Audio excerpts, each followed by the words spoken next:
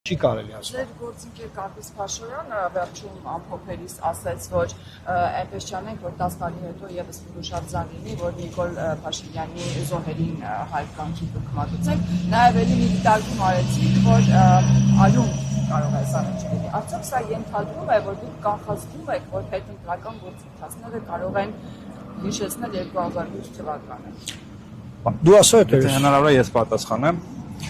Նմանատիպ գործողության գնալու համար պետք չի մարդկային որակները, մարդու լավ կամ բաց լինելը հաշվի առնել։ Երբ որ իշխանությունը լինում է բացարձակ, երբ որ լինում է անվերահսկելի, երբ որ լինում է անսանձ, կաշկանդված չի դատական իշխանությամբ, կաշկանդված չի պարլամենտով, այդ իշխանությունը ընդունակ է ամեն ինչի։ Սա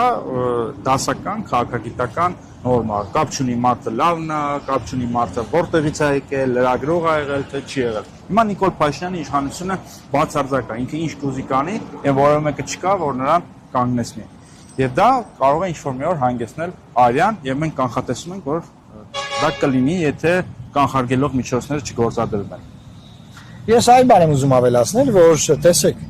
տպավորություն է, որ չի կարող այս իշխանությունը էրոզիայի ենթարկվել։ Ես ուզում եմ օրինակներով խոսել։ Վերցրեք նայեք իրանց շատ սիրելի Բելորուսի նախագահի կենսագրությունը։ Ինչպիսի դիմադիր գործունեություն նա ծավալ է։ Ինչպիսի դեմոկրատ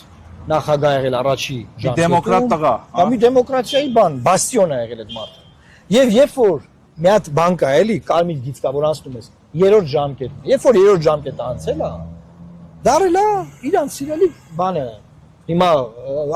ամոս կարծաշեմ նույնված է Լուկաշենկոին ասեմ։ Հիմա նույնը Նիկոլ Փաշինյանը չպետք է երրորդ ժամկետ առաջադրվեր, Ժորժ ջան, ինչ եղել է հասկացանք լավ, 2 ժամկետ վարչապետ է եղել, 8 տարի է, ինչ կարողացել է արել, ինչ չի կարողացել, չի արել, մարդիկ կան շնորհակալ են, մարդիկ կան շնորհակալ չեն, օքեյ է, բայց երրորդ ժամկետ չէր կարելի գնալ։ Այսինքն ինքը հիմա այդ կարմիր գիծն է հատում։ Այդ կարմիր գիծը հատելուց հետո դուք ասում եք կարա արուն լինի, ես ասում այո, կարա լինի, եթե կարմիր գիծը հատում ես, դու ամեն ինչի պատրաստ ես լինելու եւ լինելու է։ Այն որ իրանք հիմա Մաքսիմ Գալկին եկել էր Երևան, համեր գերանում Նիկոլին էր գովում։ Պուտին էր քննադատում ստեղ։ Բայց հարցը առաջանում, եղբայր, դու չես ուզում քո երկրում Պուտինը 3-րդ, 4-րդ ժամկետով պրեզիդենտ լինի։ Ուզում ես Նիկոլ Փաշինյանը մեր երկրում լինի 3-րդ ժամկետով։ Գնա քո Իսրայելը ապրի, ինչ ես եկել ես։ Բան դասեր տալիս թե ժողովրդավարության մասին։ Մենք լավ գիտենք մեր դասերը։ Մենք sense հուշարձան ունենք, մենք մեր ժողովրդավարության դասերը անգիր գիտենք։ Ես եմ մասնակից եղել, Կամպիսնա մասնակից եղել, հազարավոր մարդիկ են եղել, անցել ենք այդ ամենի միջով։ Մենք հորերեք չենք գուսակցության թղթերը մեկից առը, օրինաց երկրից ինչ որ մեկից թղթեր առը, բերե փոխ անում են, ասում ենք շարժում ենք, ստեղծել մասնակից։ Մենք ճանապարհ ենք անցել, գիտենք, տեսել ենք ով ինչ արել։ Խոսալով չի։ Կլինի էրոզիայի մի պատմական օրինակ բերեմ, 19-րդ դարի երկրորդ կեսին կոմունիստները, սոցիալ-դեմոկրատները 40-30 տարի քարոզում են, որ պետք է մահապատիժը չեղարկվի։ 1917 թվականին եղավ հեղափոխությունը, եկան մահապատիժը չեղարկեցին, դա համարելով հեղափոխության ամենամեծ նվաճումը, բայց չանցած մի տարի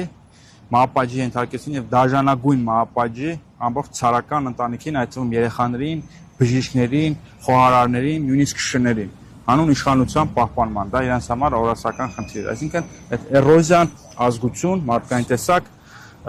չի հարցնում եւ դա նորմալ էվոլյուցիոն քաղաքական ընթացք է, բնորոշ է բոլորին, եթե չկան հավասարակշռող մեխանիզմներ։